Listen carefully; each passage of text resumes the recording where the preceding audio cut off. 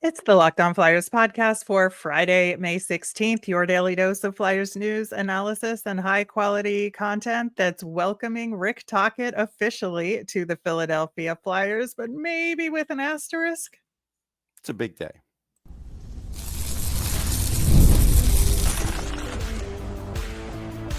You're Locked On Flyers, your daily podcast on the Philadelphia Flyers, part of the Locked On Podcast Network. Your team every day. Hey there, and thanks for making Locked On Flyers your first listen every day. I am Rachel Donner. I've been podcasting about the Flyers, the NHL, and hockey for a decade, and I'm here with prospect expert and Flyers credentialed reporter for 19 years, Russ Cohen. To keep up with our latest episodes and Flyers news, you can find us at Locked On Flyers on Instagram, Threads, Blue Sky, and Twitter, and of course here on the Locked On Podcast Network, your team every day.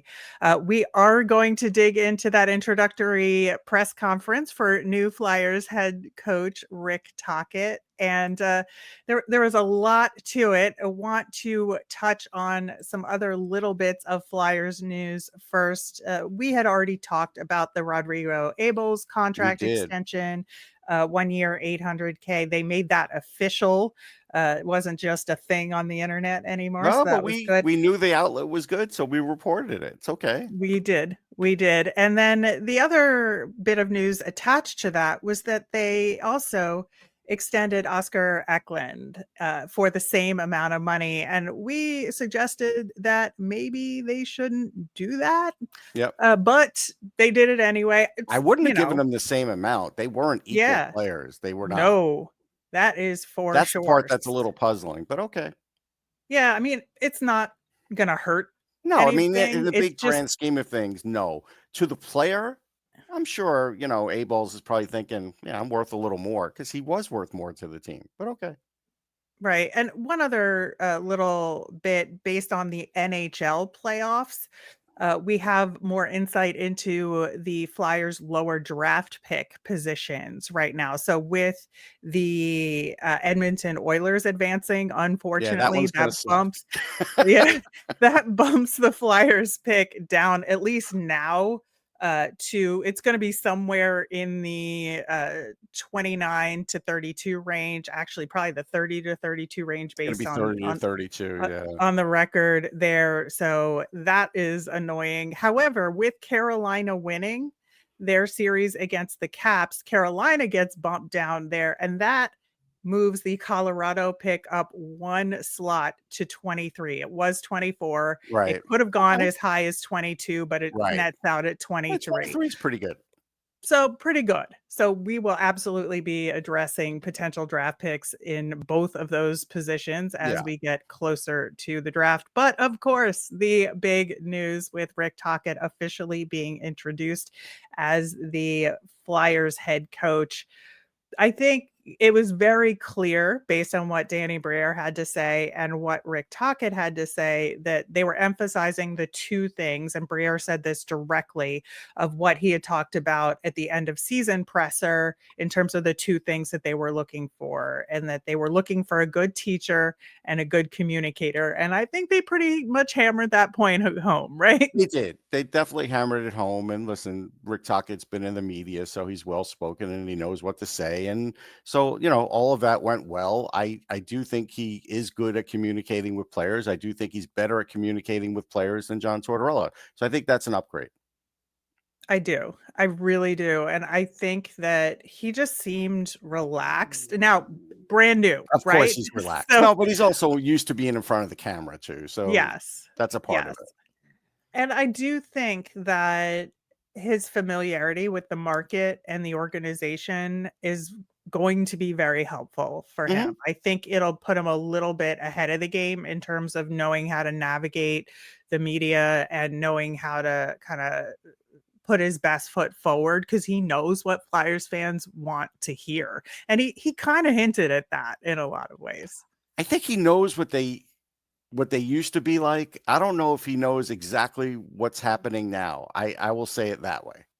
All right. Well, we're going to get into some fan reactions a little bit later, of course. I think one of the more interesting things, and this is something that I said particularly when the hire was announced, is that Danny Briere said that people tend to focus on the Jack Adams year in Mhm. Vancouver, but that the stint with Arizona was a bigger clue as to how Rick Tocchet can develop young players. And it was a more impressive part of his coaching tenure simply because everybody knows how much of a mess that organization was. And they just had a bunch of young players and with a couple of veterans, and they were scrappy and they did so much better than expected. And that was the thing for me.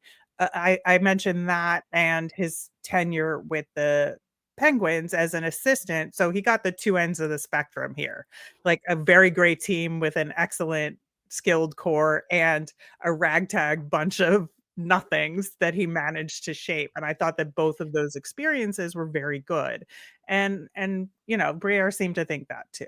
No, I mean, the Arizona thing was important. I think Tampa may have been more important because you have a star in Mitchkov, and like I talked about with Steve Stamkos, and I talked about how Barry Melrose just completely mismanaged him, Right. and Tocchet fixed that, and he fixed it Yep. quickly. And to me, that's more important because you have that same sort of guy right now, and he's not in that same boat, but a little bit with the benchings and stuff, and he could get that more positive message through. So but the Arizona thing definitely was impressive. There's no doubt. Yeah. The other thing that Briere said that I thought was interesting, and I don't know if it's necessarily true, but TBD, is that he said that hiring Rick Tocchet is going to help attract free agents. And I think I think it's a neutral thing. I don't think it's a negative on Rick Tocchet, but I don't necessarily see it as a positive, especially either. I mean, it might help him in 26. I don't think it's necessarily Right. going to help him this year. Uh, Right. we'll find out. I mean, there's three things players look for: the market, and so like where are they? And Philly's a great market, but sometimes they go for the warmer climates first or the no tax states first. That's just the way it is. Like that has nothing to do with Correct. Flyers fans or the market, but that's so those are two of the things that, and then they look, the next thing they look at is, are they a playoff team? And so Right. to me, that's going to be the biggest thing is it's easier to attract when players know you're a playoff team, especially if they're in the middle of their career or if they're even in their first, big time contract. I mean, you're what, 27 years old, something like that. You're if next year they're still in the same spot, let's say, as this year was, even though you have Rick Tocchet, it's still going to be hard to attract. If they're advanced from that, yes, then I think Rick Tocchet helps. I think it's a two-pronged thing. Yeah, I know. I think that's absolutely fair, and that's why I was kind of neutral on it because I don't know. It depends Right. on on how things go a little bit here. Right. But I do think, the things that Rick Tocchet emphasized, again, calling back to what Briere said about his communication skills and him being generally a player's guy, that he listens to players and he wants to have them have a voice in the room, and it's a dialogue between the coach and the players, and that players sometimes have good ideas too, and he's going to listen to them. No, and I think that's good. I think that has been detailed in his coaching career, and I think that comes through. I think on the other side of it, though, like his answer to the Elias Pettersson, JT Miller thing was very neutral, and it Yes. was definitely not neutral while it was going on. And so, like, that's Yeah, something where it's like, that comment where he said sometimes things happen and there isn't a yeah, bad guy, I was like, "Oh, that is diplomatic, it sir. is. Diplomatic." It is because in the end, and you heard Jim Rutherford yesterday. Jim Rutherford doesn't feel that way, Nope. so that's where you say, all right, we'll take that one with a grain of salt. Right, right. And he said he learned from his time there, but didn't say exactly what, that's for sure. Oh no, he learned what Yes. I think what he learned is, and what he'll tell the front office is, yes, it's good to acquire talent. Yes, it's good to go after big name talent, but you are going to have to make sure if you sign that long-term deal, like somebody making $11 million, that they're going to live up to it and not score 40 something points. Well, and get along with everybody too, Right. and not And I don't upset know the to apple what cart of extent the he did locker or he room. didn't, but there was one guy clearly he didn't. And that guy was very important Yes. to the team too. Yes. So, and they tried to trade them both, and JT Miller was the one they could trade because he had more value because he was having a good season. So that Yeah. is something that, I don't think exists here, but it doesn't mean when you bring in a free agent, it doesn't happen. It won't exist with the players they have. I can tell you that, but I can't tell you what happens when you change the mix. Yeah, absolutely. So he talked a lot about what opportunities this team has and the level of talent and what his remit is. And we're going to get into that as well as players he's looking forward to working with and your fan reactions that we've gotten out there coming up next.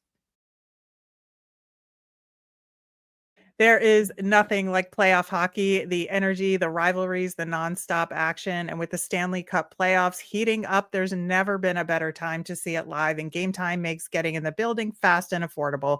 Gametime gives you last-minute ticket deals, zone deals for deep discounts, your panoramic seat views before you buy, and all-in pricing with no hidden fees. And ticket prices often drop the closer you get to puck drop, so you can score big without overpaying. Gametime goes the extra mile with their ticket coverage guarantee, covering cancellations, job loss, and even offering 24-hour returns. Oh, and if you like planning ahead, the NFL schedule release just dropped. And if you're looking at your fall calendar and picking which Eagles games to go to, Gametime will have you covered. Gametime makes scoring NFL tickets just as easy. You'll find great seats for as low as $100 thanks to their exclusive discounts. Take the guesswork out of buying tickets with Gametime. Download the Gametime app, create an account, and use the code LOCKEDONNHL for $20 off your first purchase. Terms apply. Again, create an account and redeem with the code LOCKEDONNHL for $20 off. Download the Gametime app today. Last minute tickets, lowest price guaranteed. On Monday's show, we'll have more on Rick Tocchet as well as our new nemesis of the week and off-season poll question, which we're going to get to your answers from this week a little bit later in the show. Continuing our discussion about the Rick Tocchet introductory press conference, I think when it came to talking about sort of the state of the team and his goals and the players, I think he was again, very measured in his responses there, and I don't think he had any other option really at this point. But he said that what he has in front of him now is a good start, and that he sees a lot of untapped talent here and that things that he can teach some of these guys to enhance their game, both on the ice and as leaders. And I think it's almost like a cookie cutter thing to say in some Mhm. ways, but also we know that's also objectively true about this team, that there are some underperforming guys that could use a teacher to help them, right? It is objectively true. And I think by mid-season, we'll find out just what the ceiling is on a few of them. And Right. that's going to matter when the next contract comes around, like the next bigger contract.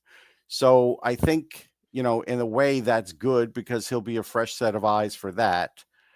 So yeah, that's something that is objectively true. But right now, it's always going to be on the positive side. Like, hey, we think this guy has a lot of upside until he doesn't. And I Right. see that happen all the time in the prospect world 5 years after a draft, so yeah, that's the part where, we're going to know at some point just where guys are at. And you hope that he does get the most out of everybody. But odds are going to tell you that four guys are going to go up and at least one's not going to. And, you got to And weed that it happens out. with any coach. Yeah, So any coach. So you have to weed that out. So that's where I think they're at. yeah, and I think, when he talked about building trust and accountability, I thought that was really actually one of the other interesting parts of the presser was that, he wants or he knows that players want trust, they want Hmm. accountability, and they want to be safe. And I don't know that I've ever heard an NHL coach mention that right off the bat about safety and just feeling good and safe in the room. And I really liked that part of it. Yeah, no, I liked it too. I don't think I've heard it. So I think that was an original take. So I do think that was a very big positive. Now, one of the other things that made me chortle quite a lot here was when he was talking about how you get younger players to take steps forward. And he said you have to give him a rope to become a leader. And I was like, we don't have the Mm, rope test yeah, anymore. yeah, I That heard just that too. made me laugh about it. But I think, he also rightfully praised Torts for creating a hardworking group that sticks together. And I think that was a That's true. really No, that's generous thing to accurate. do. No, and that part is accurate. There's other things that went astray, but that part's accurate. Yeah, I would agree with that. And then talking about some specific players here, obviously he mentioned his time coaching Travis Sanheim and Travis Konechny at Four Nations recently. And I thought, his praise of Sanheim was actually really thoughtful in Mhm. terms of, knowing this the specificity of Sanheim's game and being able to speak to it, I think was a really good thing. Yeah, I mean, he has recently coached them in the Four Nations. He wasn't the head coach, but he certainly was there on the bench, and so he had interactions, and that's good. Uh, as good as the Four Nations was, we've talked about it. I don't put a lot of stock into him being on that and winning as being a winning coach. You know what I mean? This is Right, international tournaments are their own animal. They always have been, and so. But I think it's good that he knows a couple players. That's a positive. right. Right. And I think that, with Mitchkoff in particular, he was asked directly Yeah. about him and that he knows Mitchkoff wants it. That he's Hmm. heard nothing different from Hmm. team management on that, but thinks that he can help direct that energy and help him understand what it takes to be the best from the other guys that he's worked with on these other teams. And I think that's fair. No, that's definitely fair. I mean, there's some maturing to do. He's a young guy, so that's definitely good. The one thing I want to bring up that he acknowledged that I think some fans bristle at, and I get it. I've been to a lot of press conferences, so have you. I've been to a ton, Right. and while it's nice to have some alumni there just because they want to be there or whatever, they overdid it with the alumni part. And look, at the end of the day, the alumni is not going to have anything to do with how the team does on the ice. That is all public relations. And unfortunately, for some fans, that has become a negative too. Yeah, I could see that, but I also see because they did invite fans to attend. Hmm. I know, like I read the invitation email Hmm. that the Hmm. season ticket holder got in order for them to attend and what the invitation was. I think having the alumni there was also because the fans were there and it was just another like shake hands, meet some of It's of public the alumni. relations. That's what I said. It is. Yeah, yeah, it is, and I think it was sort of more for to support the fans that were there as opposed to a panel of the past, like, uplifting Tocchet Yeah. for the future, you know? Yeah. I mean, I it's think okay. you I can see don't, it both ways, though. yeah. I'm just saying it's not always the positive that teams think it's going to be. That's what Yeah, I'm saying. I think that's also fair. I think just to kind of wrap up on the Tocchet side of things before we get to some more fan reactions, I think when he was asked about how to coach the modern era of player, I thought that there was a couple interesting things where he said, guys want to know why they're being asked to do things, and he Hmm. very much will oblige them in answering Which that. is And I something the think, last coach bristled yeah, at. right. And so I think that is really important, It that he is. enjoys the dialogue and partnering with the players, but also having that accountability, which is good. I think he Eh, enjoys it to a degree. There's a yes. point where he doesn't enjoy it, and I've seen him not enjoy it, and I've seen him call those players out in the press. So I think we have to say that, yes, that's true to a point. Yes. But Well, that's and that's fine the too. I'm job of the okay with that. coach, Yeah, yeah. right? Well, but not all coaches do that. Yeah. Well, I think that's the responsibility of the coach is to maintain that accountability. But the other thing is that he mentioned using the staff, the assistants, the trainers, the sports psychologists, like using the resources at his fingertips to make him do a better job overall, that he's not afraid to ask for help from the experts in their particular fields. And I thought that was good too. No, that is good, and there is a lot of resources there. We've also talked about how there needs to be more change in a lot of these different departments. And if you go Well, back to other shows, you'll know that he doesn't really know that, but he knows he'll that, figure it hey, out. He this will. is a lot more resources than what he had in Arizona, which was nothing. Like, I get it. Yeah. Absolutely. Now, as far as initial fan reaction, I think it's been mixed. And I think that before we know anything about what his tenure here is going to look like, I think it's 100% reasonable for fans to have pretty much any reaction Oh, to the hire. absolutely. I don't hold anything against any fan feeling that way. Yep. I am a fan of a Positive team. or negative. Right. I am a fan of a team in the NFL that has had a biannual rebuild for the last really almost my whole life. Uh, Right. Almost very few instances where it wasn't. So I understand frustration with that. I do. And so, yeah, I think there's something with that. I think, believe it or not, I think the fact that Brad Shaw isn't there is now a shock because I think we all kind of felt like, yeah, maybe he will be here. But then we started hearing Luke Richardson's name circulating, and then it's like, okay. And then so I think Brad took the classy way out. We'll never know if he really wanted to leave or the new coach just wanted his new guys. Like that's usually the case. But yeah, I think that was also something, So there's change there. Like people got attached to Brad, maybe not as the head coach, but at the coaching he was doing because he was good at it. Yep. I agree. I agree. But, just looking at some of the comments online about it, again, very mixed. Some people are saying give him a chance. Some people love the hire and they look at the track record and see the potential for him to be Hmm. a really strong coach. And some people are like, nope, it's just another one of the Flyers hiring an old player and this is a retread and they haven't made the playoffs and this guy has never won anything significant and never gotten past the second round. And what proof is there that he's a guy that can turn this team around, and especially mid rebuild?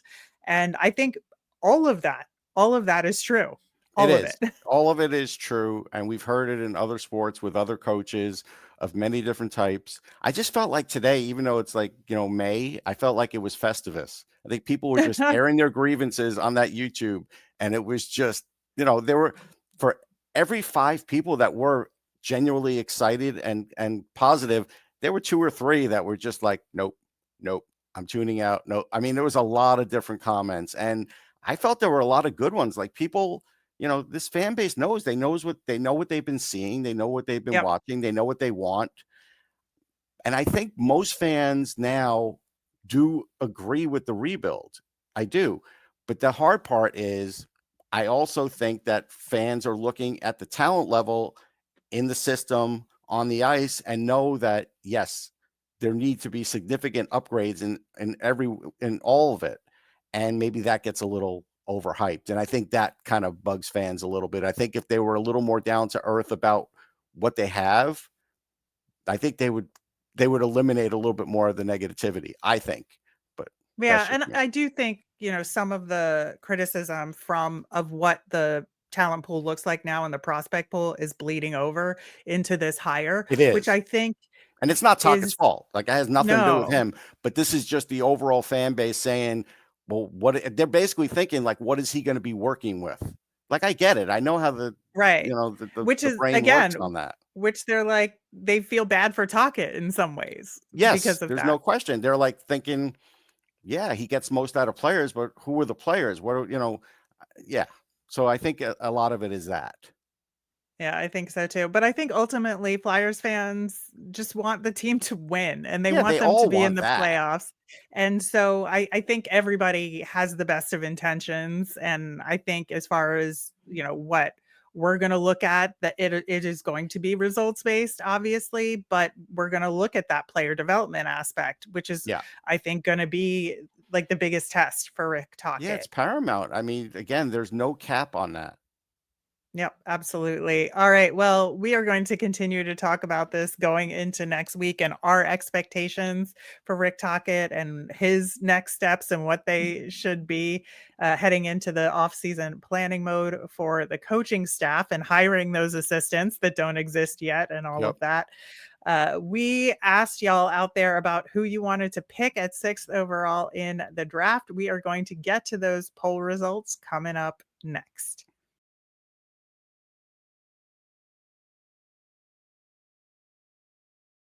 So in our poll question to y'all on Monday, we asked who you would pick at 6th overall, but we gave you 4 specific options based on some guesstimation of who we thought might be available there. And we left out a couple of guys who we thought might be gone there. So your choices were Roger McQueen, Jake O'Brien, Brady Martin, who we profiled Mhm. on yesterday's show. So take a listen to that. We got into details about the pros and cons of picking We him. did.